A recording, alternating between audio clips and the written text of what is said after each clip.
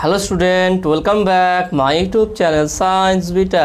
তো প্রিয় ছাত্রছাত্রীরা, আজকে আমি তোমাদের সঙ্গে নিউটনের গতিসূত্রে এই চ্যাপ্টার দেখে নাও। তোমাদের প্রবলেম সেট 1-এর প্রথম একটা ভিডিও করে দিয়েছি, সেখান থেকে 1 থেকে 5 নম্বর অঙ্ক পর্যন্ত করে দিয়েছিলাম। আজকে এর পার্ট 2 নিয়ে উপস্থিত হয়েছি। আজকের ভিডিও তোমাদের 6 নম্বর অঙ্ক থেকে শুরু করবো। ওকে, প্রবলেম সেট 1-এর 6 নম্বর অঙ্ক থেকে। তো অঙ্কের সমাধান শুরু করার আগে তোমাদের কাছে রিকোয়েস্ট আছে, তোমরা যদি নতুন থাকো অবশ্যই চ্যানেল সাবস্ক্রাইব করবে এবং পাশে থাকা বেল আইকনে প্রেস করবে। এবং আমার দ্বিতীয় চ্যানেল এডু অ্যান্ড ক্যারিয়ারকে অবশ্যই তোমরা সাবস্ক্রাইব করবে এবং পাশে থাকা বেল আইকনে প্রেস করবে। লিঙ্ক এই ভিডিও ডেসক্রিপশন দিয়ে আছে। ওকে, এই চ্যানেলে এখানে এডুকেশন পারপাস এবং জব পারপাস বিভিন্ন নিউজ দেওয়া হয়। ওকে, তো নেক্সট 6 নম্বর কোশ্চেনটা কী আছে দেখে নাও। 1000 কেজি ভরে একটি বেলুন পৃথিবী পৃষ্ঠের কিছু উপরে গতিহীন অবস্থায় ভাসছে। ওই বেলুন থেকে 200 কেজি ভরে একটি বস্তু ফেলে দিলে বেলুনটি কত ত্বরণ নিয়ে উপরে উঠবে? খুব সুন্দর কোশ্চেন দেখে নাও। ধরলাম এটা হচ্ছে পৃথিবী, এখানে ধরো কোনো একটা জায়গায় একটা বেলুন, ওকে, এই বেলুন ভাসছে। ওকে, এবার ভাসছে, তাহলে এর ভরটা কত বলেছে? বলছে 100 কেজি ভরে একটি বেলুন। এই বেলুনটার ভর হচ্ছে 100 কেজি। তাহলে এখানে লিখে বলি 6 নম্বর প্রদত্ত বেলুনের ভর m1 ধরলাম ইকুয়াল টু 1000 কেজি। ওকে, তাহলে এই অবস্থায় ভাসছে বেলুনটি। বলা হয়েছে কি বেলুন থেকে 200 কেজি ভরে একটি বস্তুকে ফেলে দিলে, তাহলে এই অবস্থায় যখন ভাসছে বেলুনটি, তখন এর উপরে যে প্লবক বল, সেই বলটা কত, যেমন জলের উপরে কোনো জিনিস ভাসে সেরকম টাইপের। তাহলে বেলুনটির উপর এই অবস্থায়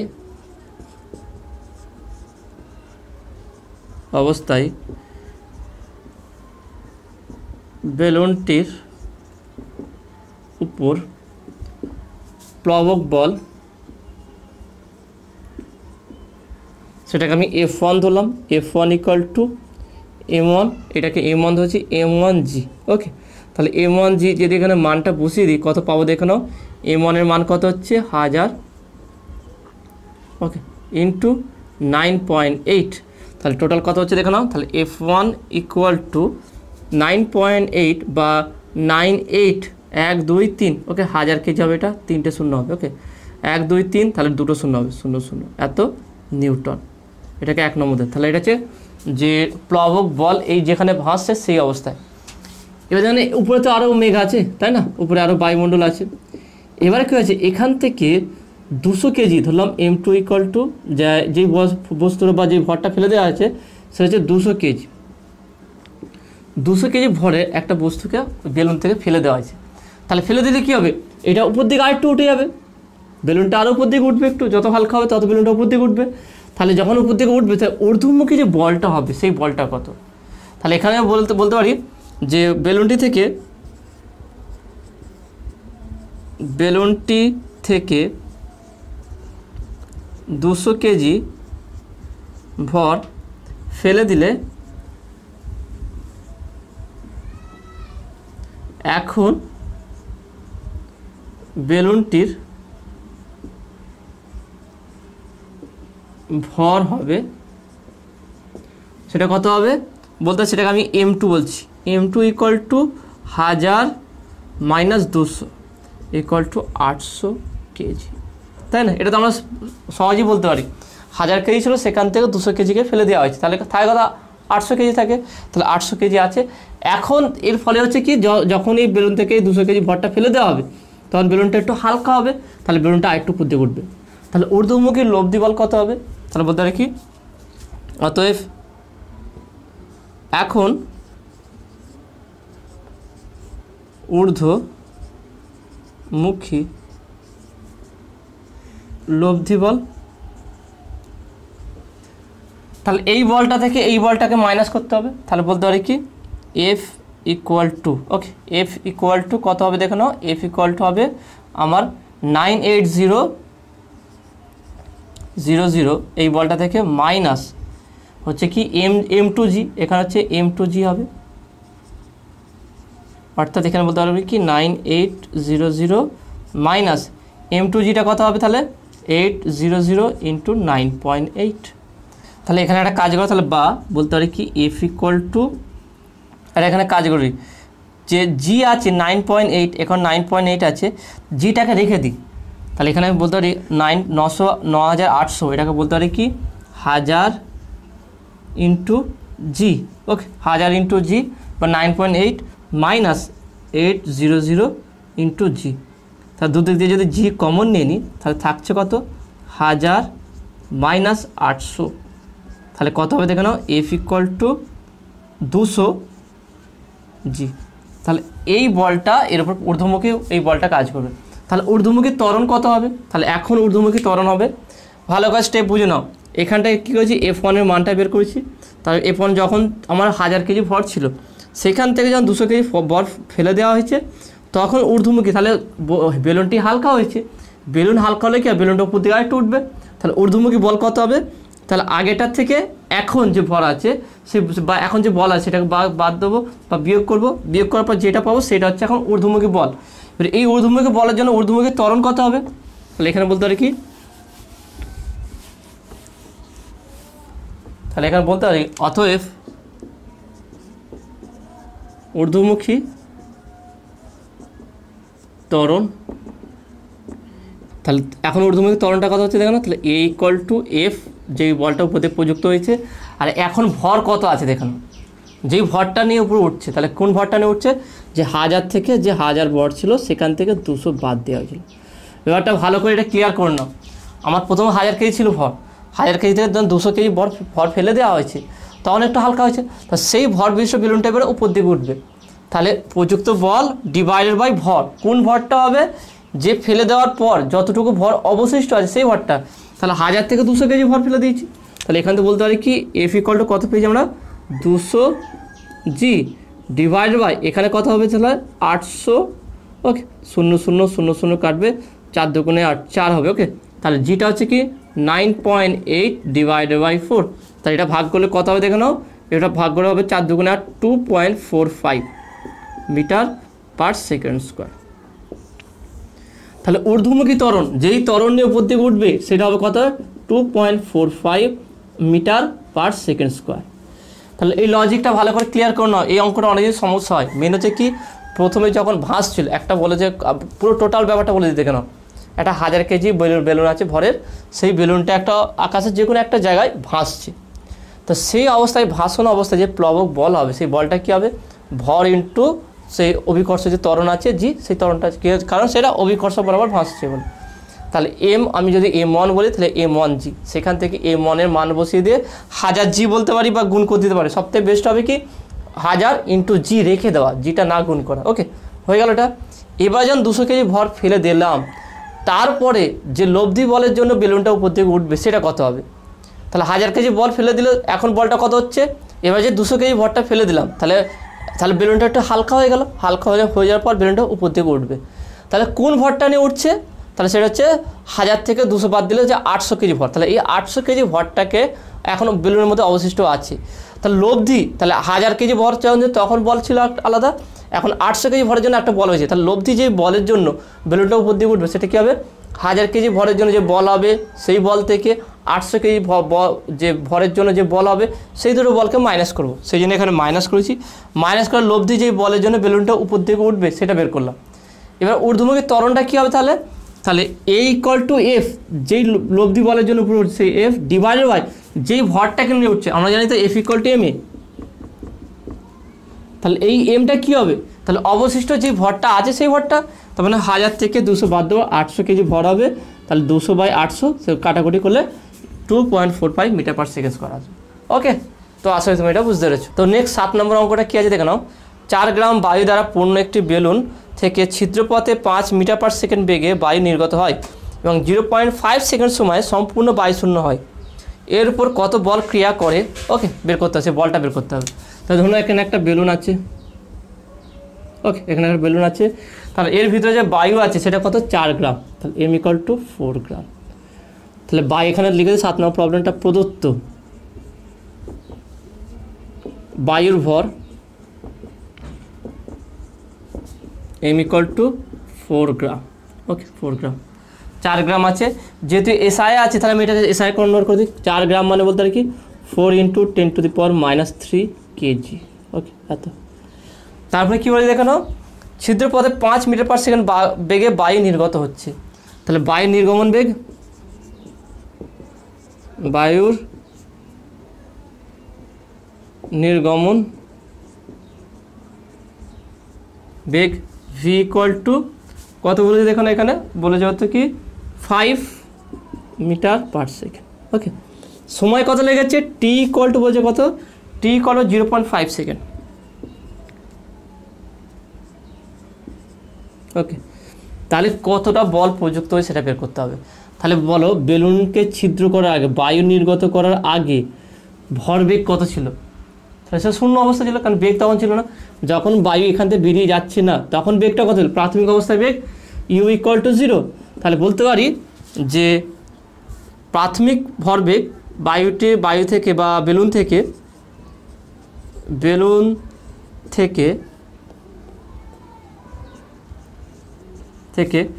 বায়ু নির্গত হবার আগে বেলুনের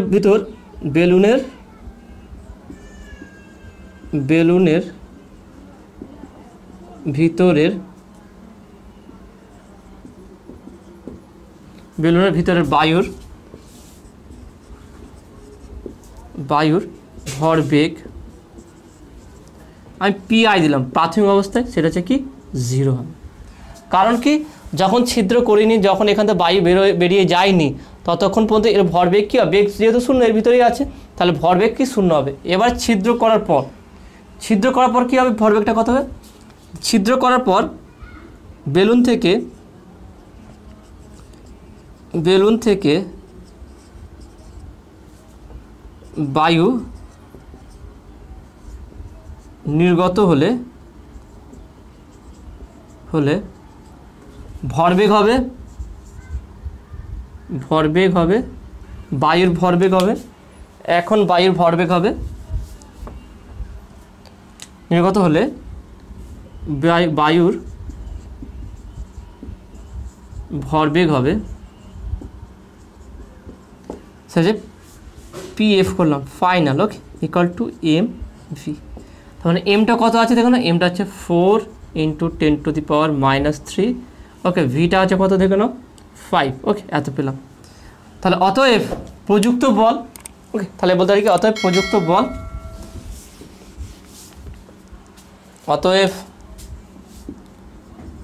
বল F equal to PF minus PI by t, ভরবেগের পরিবর্তন বাই সময়। ওকে, ভরবেগের পরিবর্তন বাই সময়। তাহলে পিএফটা কত পেয়েছি আমি? 4 × 10⁻³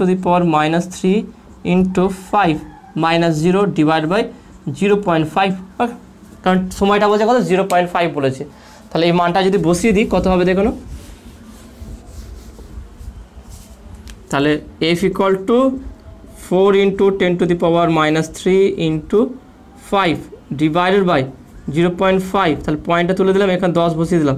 তাহলে এই 5 কাটলো, তাহলে কত আসছে দেখো? F equal to 4 × 10⁻²।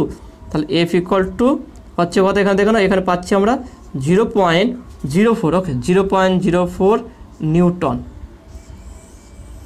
0.04 নিউটন। বা যদি ডাইনে কনভার্ট করি তাহলে এটাকে কী করতে হবে? 10⁵ দিয়ে গুণ করতে হবে। 10⁵ দিয়ে গুণ করলে কত আসবে দেখে নাও, দুটো এককে দেখে নাও। যদি তোমাদের কোনো কারণে দুটো এককে দিয়ে দেয়, যদি বা প্রমাণ করতে দেয়, সেক্ষেত্রে তোমরা কী করবে? সেক্ষেত্রে এখানে বসিয়ে দেবে। তাহলে বা F ইকুয়াল টু, তাহলে পাচ্ছে কত দেখো 4 × 10⁻²। তাহলে হতে পারে কি 4 × 10⁻² × 10⁵ ডাইন।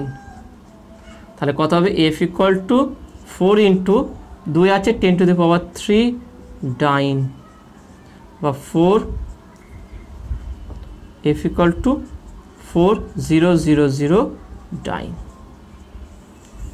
তাহলে নিউটনে বলে এটা আসবে 0.04 নিউটন, আর ডাইন হলে 4,4000 ডাইন। ওকে, তো আসলে তুমি এটা বুঝতে পেরেছো। নেক্সট 8 নম্বর অঙ্কটা কী আছে দেখে নাও। M1 কেজি ভরে একটি ব্লকের উপর 10 নিউটন বল ক্রিয়া করায় তার ত্বরণ হয় 10 মিটার/সেকেন্ড², এবং M2 কেজি ভরের অন্য একটি ব্লকের উপরে ওই একই পরিমাণ বল ক্রিয়া করায় তার ত্বরণ হয় 5 মিটার/সেকেন্ড²। দুটি ব্লককে একত্রিত করে ওই একই পরিমাণ বল প্রযুক্ত করলে প্রযুক্ত অবস্থায় ব্লক দুটির ত্বরণ কত হবে? খুব সুন্দর কোশ্চেন দিয়েছে, দেখে নাও কীভাবে করবো। দেখে নাও, আগে প্রদত্ত লিখে ফেলি কী কী দেওয়া আছে।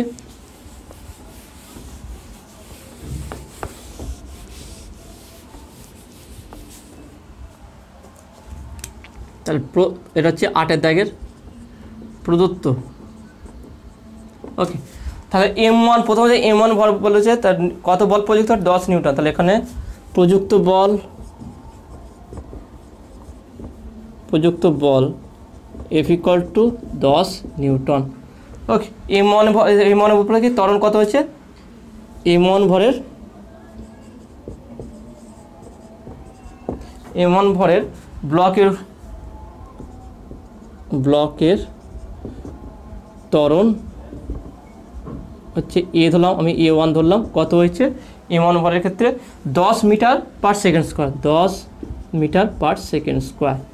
আর M2 ভরের ব্লকের ত্বরণ আমি A2 ধরলাম ইকুয়াল টু কত বলেছে এখানে দেখানো 5 metre per second square, 5 metre per second square. Next কী বলেছে, দুটি ব্লককে একত্রিত করে করা আছে কী বের করতে, যুক্ত অবস্থায় দুটির ত্বরণ কত হবে, এ কত হবে, ত্বরণটা বের করতে বলেছে।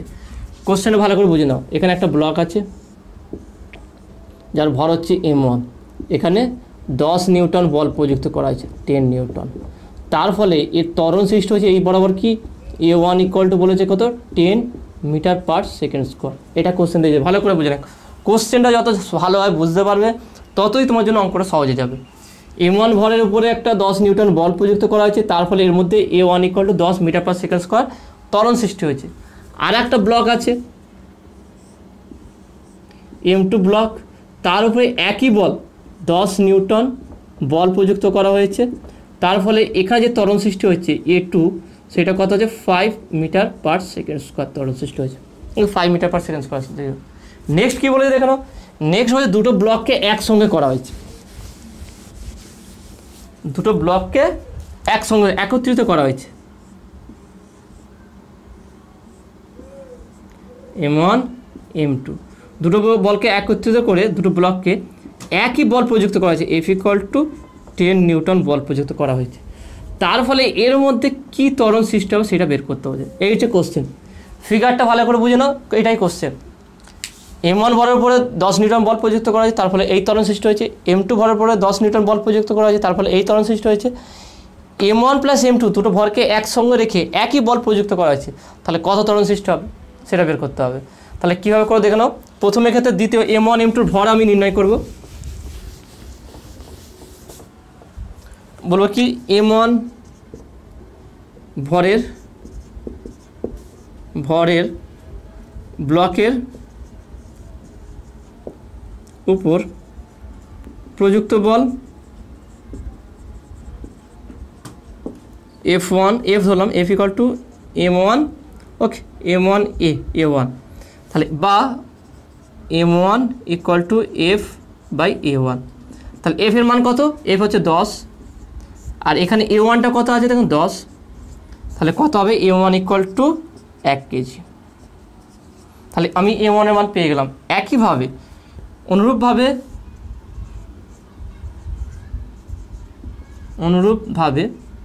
বলতে পারি F ইকুয়াল টু বা M2 equal to F by A2, যেহেতু একই বল প্রযুক্ত করা হয়েছে তাহলে এখানে বসিয়ে দিই। তাহলে Fটা কত হচ্ছে 10 আর A2 কত হচ্ছে 5, 5 দুগুণে 10 2, তাহলে M2 ইকুয়াল টু 2 কেজি। তাহলে M1 আর M2-র ভর কত সেটা আমরা বের করে ফেললাম। এবার দেখো নাও M1 M2 দুটো ভরকে একত্রিত করে যদি বল প্রযুক্ত করা হয় তাহলে কী হবে, তাহলে এখানে লিখে দিচ্ছি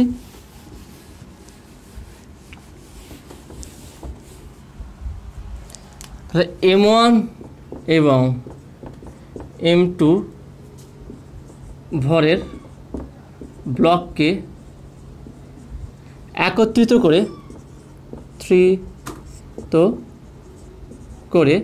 কী বলে দেখানো এখানে একত্রিত করে F ইকুয়াল টু 10 নিউটন বল প্রযুক্ত করলে ব্লক দুটির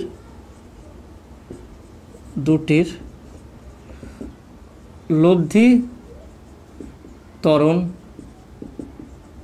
হবে। স্যার দেখুন একই ফর্মুলা আমরা ব্যবহার করি এখানটায়।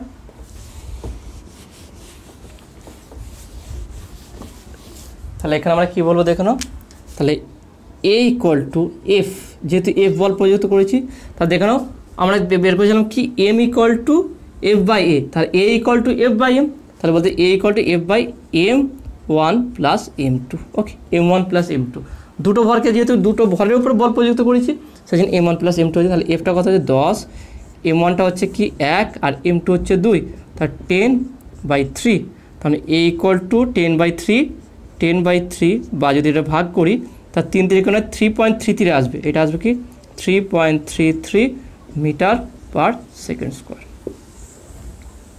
তাহলে এখানে যে ত্বরণ লব্ধি যে ত্বরণটা পাবো সেটা হচ্ছে 3.33 বা 10/3 মিটার পার সেকেন্ড স্কোয়ার, এইটা আজ উত্তর হবে।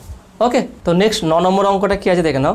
একটি ট্রাক স্থিরাবস্থা থেকে একটি পাহাড়ের উপর থেকে স্থির ত্বরণ নিয়ে নামতে থাকলো। ট্রাকটি 20 সেকেন্ডে 400 মিটার পথ অতিক্রম করলো। ট্রাকের ত্বরণ কত হবে? খুব সুন্দর কোশ্চেন দিয়ে নাও।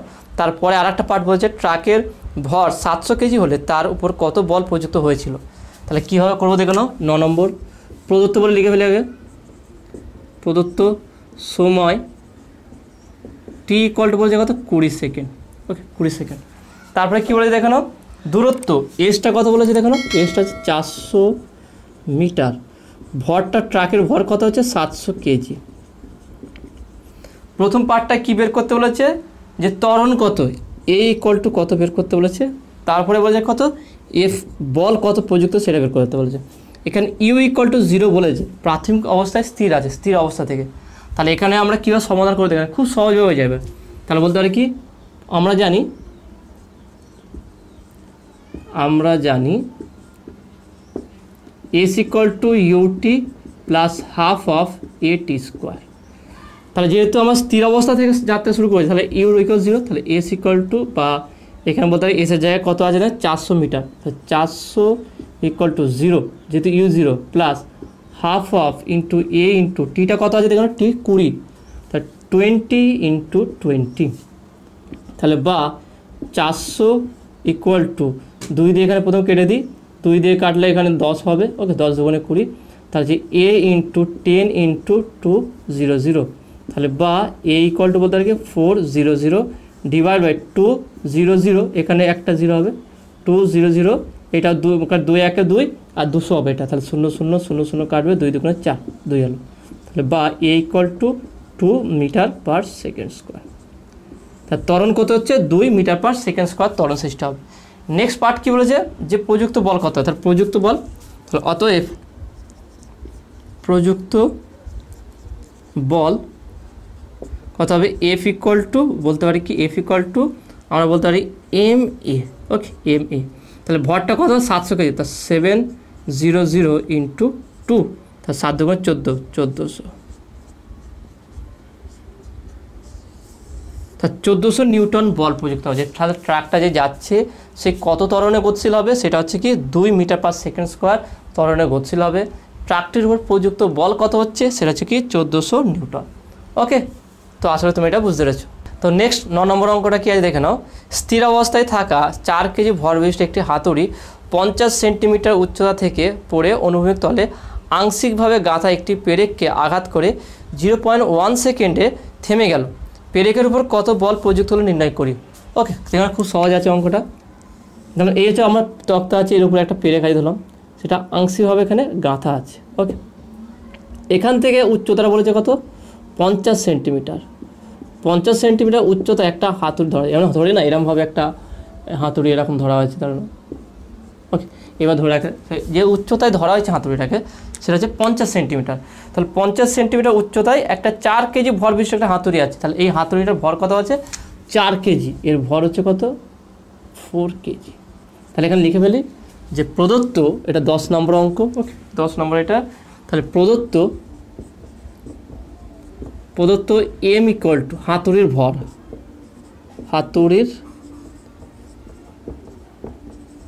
হাতুড়ির ভর এম ইকুয়াল টু 4 কেজি। তারপরে কি উচ্চতা এইচ ইকুয়াল টু কত আছে 50 সেন্টিমিটার। 50 সেন্টিমিটার মিটারে কনভার্ট করি তাহলে কত হচ্ছে 0.5 মিটার। ওকে, তাহলে এখান থেকে যেন উপর থেকে নিচে ফেলা হবে সেটা কী ত্বরণের নিচের দিকে নামবে, সেটা হচ্ছে অভিকর্ষ ত্বরণী। তাহলে এক্ষেত্রে জাস্ট পেরেককে টাচ করার আগে তাহলে আমাকে এখানে আলাদা করে বেগ নির্ণয় করতে হবে। তারপরে যখন টাচ করে থেমে গেল তখনও বেগ নির্ণয় করতে, যেমন এটা মারালো, মেরে গেঁথে দেওয়ার পর যখন থেমে গেল একদম, সেই জায়গায় বেগ নির্ণয় করতে হবে। তাহলে প্রথম বেগটাকে আমি v1 বলছি, দ্বিতীয় বেগটাকে v2 বলছি। ওকে, তো দ্বিতীয় বেগটা 0, কারণ বলা হচ্ছে কি গাঁথার পর বোঝে 0.1 সেকেন্ড সময় থেমে গেল, মানে আর গতিশীল নেই হাতুড়িটা, তা থেমে গেল মানে কি অন্তিম বেগটা 0। তাহলে এখানে হচ্ছে কি v1টা কি পেরেকে আঘাত করার আগে, তাহলে পেরেকে আঘাত করার আগে v1 বেগ আছে। তাহলে আমি বলতে পারি যদি হাতুড়ি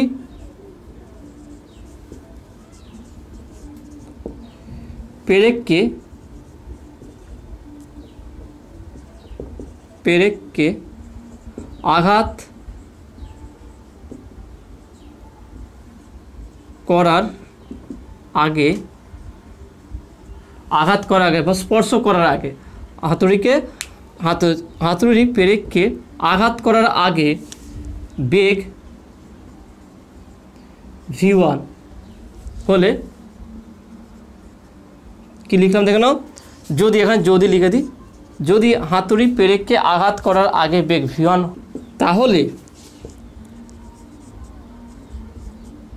তাহলে আমরা বলতে পারি কি যে দেখো না, প্রথম অবস্থায় যখন হাতুড়ি এখানে ছিল সেই বেগটাকে আমি v বলছি, মানে প্রাথমিক বেগ।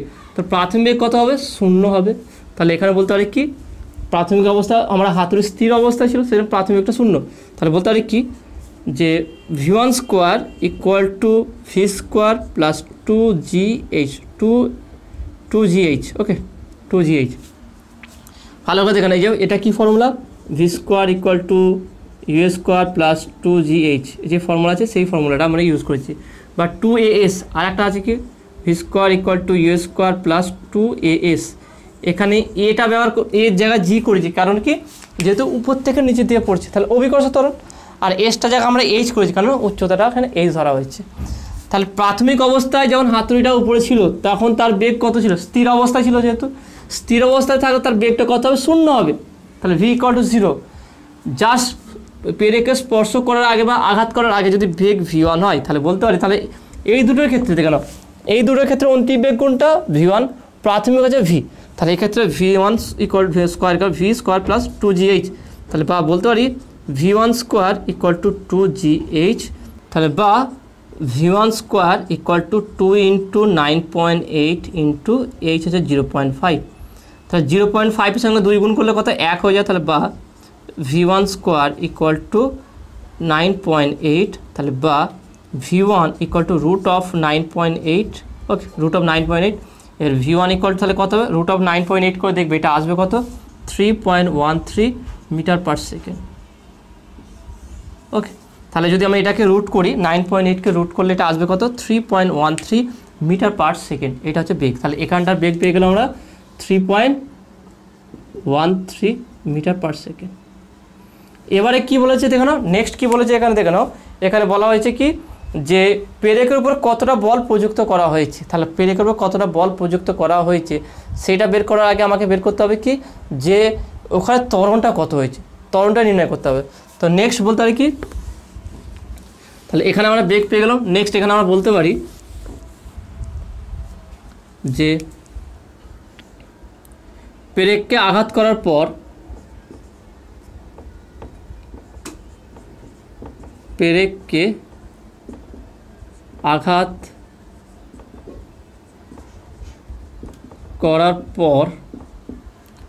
আঘাত করার পর অন্তিম বেগ v2 ইকুয়াল টু 0। তাহলে বলতে পারি কি অতএব v2 equal to v1 minus এটি। এখানে ফর্মুলা আছে কি একটা, v equal to U minus এটি।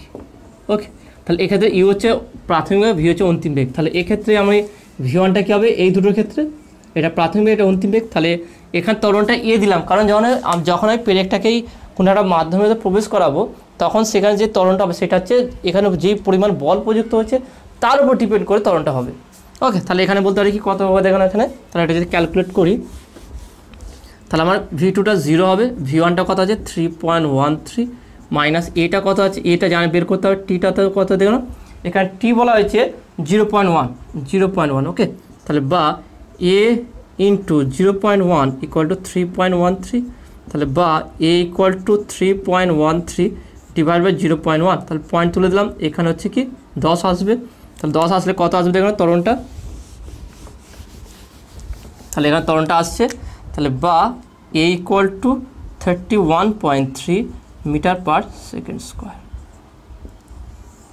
দেখে নাও 3.13 আমরা বেগটা পেয়ে গেছিলাম, সেখান থেকে V2 equal to V1 minus এটি, মাইনাস হলো কেন মন্দন হচ্ছে, থেমে যাচ্ছে না, তাহলে মন্দন হচ্ছে, তার 3.13 মাইনাস এ ইন্টু টি 0.1, টিটার মান বলে দিয়েছে, সেখান থেকে এ ইকুয়াল টু যদি ক্যালকুলেট করো 31.3 মিটার পার সেকেন্ড স্কোয়ার হয়ে গেছে, তাহলে 31.3 মিটার পার সেকেন্ড স্কোয়ার আসবে। তাহলে এখানে প্রযুক্ত বলটা কত হবে, তাহলে কতটা বল প্রযুক্ত হয়েছে সহজভাবে বের করতে পারবো আমরা। তাহলে প্রথমে প্রযুক্ত বল সেটা কত হবে, F equal to M A, তাহলে ইকুয়াল টু এমটা কত দেখো না, এমটা বলছে কি এখানে এমটা বলে যায় কত 4 কেজি, তাহলে 4 ইন্টু, যেহেতু দেখুন এখানে বলে যায় কত 4 কেজি, তাহলে 4 ইন্টু এটা কত পেলাম আমরা 31.3, তাহলে এটা গুণ করলে কত 3 4 12 2, 3 4 12 2 হাতে থেকে 1, 4 1 4, 4 1 4 1 4, 4 1 5, ওকে 5 হবে এটা, 3 4 12 1 2, তাহলে কটার পর দশমিক একটার পর, তাহলে এত নিউটন। গুণটা ভালো করে দেখে নাও, 3 4 12 2 হাতে থেকে 1, তাহলে 4 1 4, 4 1 5, ওকে 4 3 12, 12 হলো দশমিক একটার পর আছে, তাহলে তাহলে 125.2 নিউটন। তাহলে এই বলটা পেরিকেল মাথায় প্রযুক্ত হবে। ওকে, তো আশা করি তোমরা এটা বুঝতে পেরেছো। তাহলে টোটাল দেখে নাও, আজকে 5টা অঙ্ক আলোচনা করলাম, 6 থেকে 10 পর্যন্ত যে অঙ্কগুলো তোমাদের আলোচনা করলাম, অঙ্কগুলো তোমরা বুঝতে পারলে কিনা সেটা তোমরা অবশ্যই কমেন্টে বলবে। যদি ভালো লেগে থাকে অবশ্যই ভিডিওতে লাইক দেবে, নতুন থাকলে অবশ্যই চ্যানেল সাবস্ক্রাইব করবে এবং পাশে থাকা বেল আইকনটা প্রেস করবে, আর বন্ধুদের সঙ্গে খুব বেশি বেশি করে শেয়ার করবে। তো দেখা হবে নেক্সট ভিডিওয়। Have a nice day.